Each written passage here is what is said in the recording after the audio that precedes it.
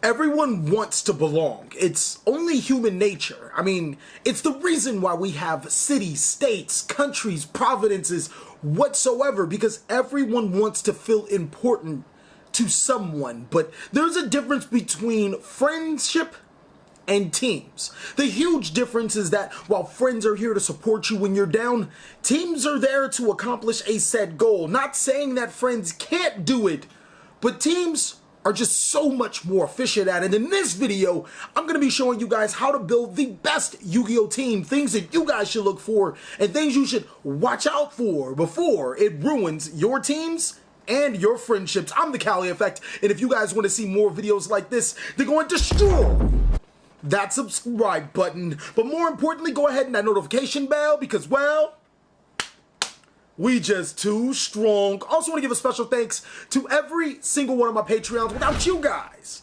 videos like this would not be possible. I also want to give a mad shout out to our newest Patreon, Jeffrey Englehart.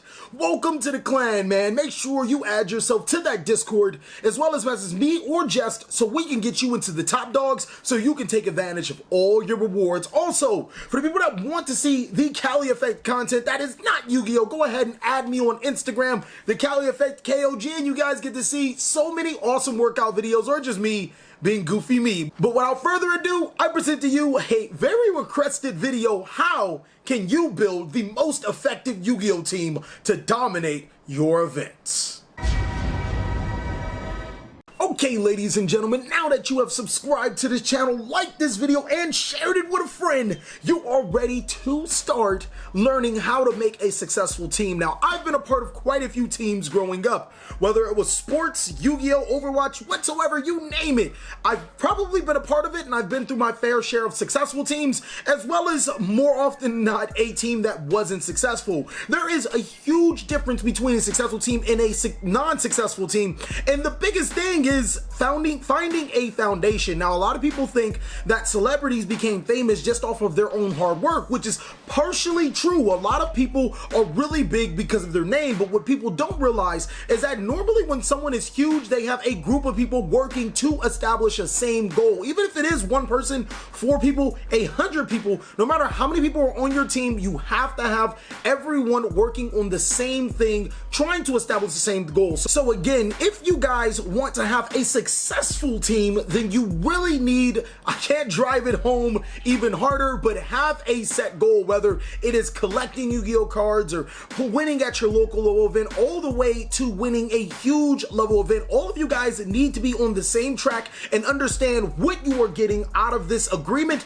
and what can be done to accomplish said goals.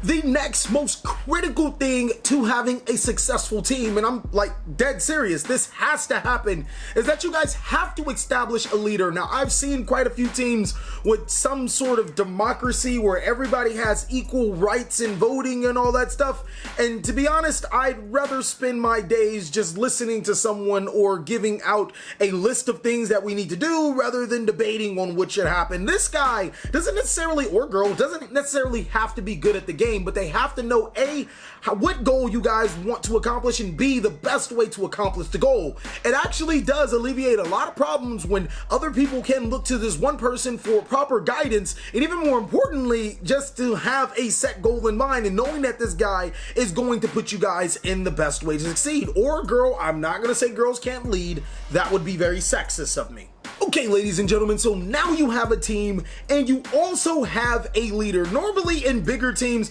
there's normally somebody second in command, and seriously guys, don't make this too nerdy. Just have a guy that like runs stuff that people look to and have a guy that kind of like helps them a lot. Like, do not make a chain of command. I made that one time, and oh my god, it was really nerdy. But anyways, once you guys have that established, you guys really need to figure out or start attempting to do what you guys are doing or to establish your goal. In this particular situation, I'm gonna say that you guys want to be the best at your area. You guys want to top all of the events, but there has to be like a median between you guys wanting to top the events and actually proceeding to do that. And the proceeding to do that costs a lot of money. Making the team don't cost nothing, but the money that might be a thing. What I strongly suggest is to have a team of no more than 4 people. Sometimes if your local area is big enough, maybe a 40-50 man event, having 6 to 8 people could be really beneficial, but these numbers will play out a little later into the video as I explain how this team works. Another big reason why we have this many people is because obviously Yu-Gi-Oh! Ain't cheap and you kind of need cards. What I strongly suggest is somebody finds a vendor that sells cases of Yu-Gi-Oh! Cards and everybody pitch in to buy a case. Normally you will buy a case and get almost everything you need, but if you want to be really safe, buy 2 cases of every set. I promise you, you will get at least 3 of every card unless it's super short print, which then means you guys have to go to other means, but still, your team, there has to be a hustler. You gotta have that one hustler guy that knows how to get stuff done. So, I know what you guys are thinking. TheCaliEffect, I'm broke. I ain't got no money. $400 for 2 cases? For 4 people? I can't do that. Understandable, my man. You guys know that one hustler guy on your team? Like, you guys are gonna really have to rely on him to get cards if that is the case. I'm not saying go around and do some things that aren't ethical, but I'm telling you guys, you have to understand your limitations. Having certain cards into the competitive circuit will be really hard to get, especially seeing that certain staple cards must be ran at 2s and 3s in almost every single deck. That's why I suggest a rotation.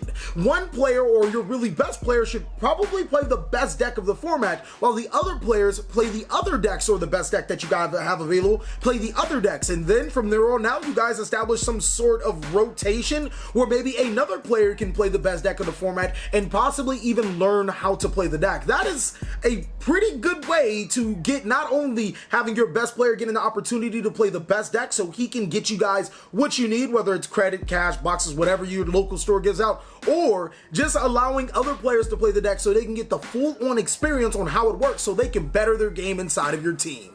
So now that we got the money situation covered and the broke situation covered, hey, I was one of those guys too. I ain't had no money. I just started from the bottom now here. But now we can talk about how you guys should be thoroughly testing to win a high-level event. A lot of times, friends like to get together and have fun. I'm not saying Yu-Gi-Oh! Isn't fun, but I'm also saying that as a team, you guys should keep in mind that you guys have a goal you need to establish. Sometimes playtesting isn't the correct way to do it, or a lot of ways people do it. And if you guys want me to make a video on how to correctly playtest in Yu-Gi-Oh!, go ahead and post down below in the comment section and get this to at least 300 likes. I'll be able to do that soon. But as I was saying, you guys should have specific dates that you guys would get together and playtest. Now, I mean serious grinding, no BS, playing Yu-Gi-Oh! And understanding how the best decks of the format works. Now, this could be critical because the next step I'm going to show you is going to be how to dominate your local level event, but it won't work unless you guys have a proper playtesting, the structure, and a leader to help you win out on these games. So here is the dealio, ladies and gentlemen. You and your team decide to enter a local level event, and all of you guys obviously want to enter the same event. It would be kind of counterproductive for you guys to enter separate events unless you feel you're that good. During the time in this event, you guys also happen to hit the top 8. Sweet, amazing. If there's just standings, well, I don't know what to tell you. You just reap the benefits of standings. But normally in local level shops, they are allowed to play out the top 8. Well, guess what? Your team of 4 has 4 other people that aren't in the top 8. Of course, you're going to want to play that out. You want all of the credit. Strong arm it. Go for it. Don't take anything less than 100%, ladies and gentlemen. You and your teammates get down to the top 4, top 2, or just the winner, and you take the credit home and you keep rinse, washing, and repeat.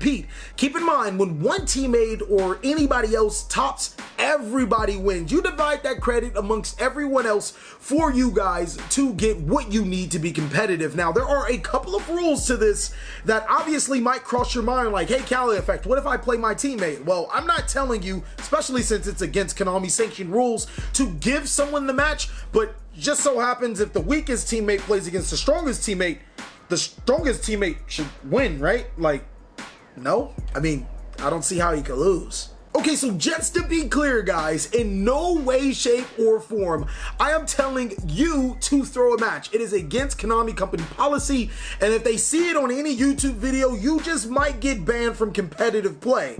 There have been quite a few times where a player has said something about, oh, you know, I stole for time, or I tried to, or I gave the match to my friend, and they were banned. So you don't want to throw the match. But I'm just saying, if your best player is going against your worst player, or if a player that you feel should advance into into the round, I mean, I guess they should advance into the round. It's nothing else to say. That's how y'all run your team, partner. I'm not a part of all that. All right, so now that we are done, there are a couple of few key points that I left out throughout the duration of the video that I want to drive home. The first thing is never have a teammate that wants to switch decks every 5 seconds. That is probably the most annoying thing.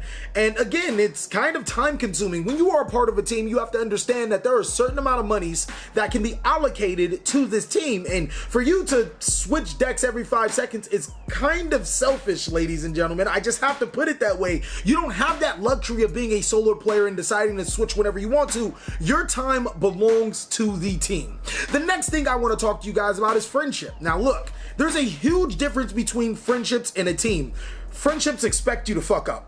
Teams, we kind of have a goal in mind. So you guys have to take your friendship out of the team. I know it's one of the hardest things to do, and sometimes it feels a little awkward that sometimes you might have to let a player go of your team even though he is a close friend, but you have to understand if they're not getting close to what that goal is, or if they don't have the same mindset, it has to be a time to let go. Other than that, I hope you guys enjoy your team. Make sure you get a structure, make sure you get a leader, make sure you guys practice hard and play hard, and don't stop until you get all of the winnings. Thank you guys so much for watching another segment of the Cali Effect. Really hope you guys enjoyed this video. If you did, go ahead and give it a like. And if you didn't, let us know in the comment section what we could do to be better. Please like, comment, subscribe, but most of all, enjoy. I hope you guys are having a great day like I am.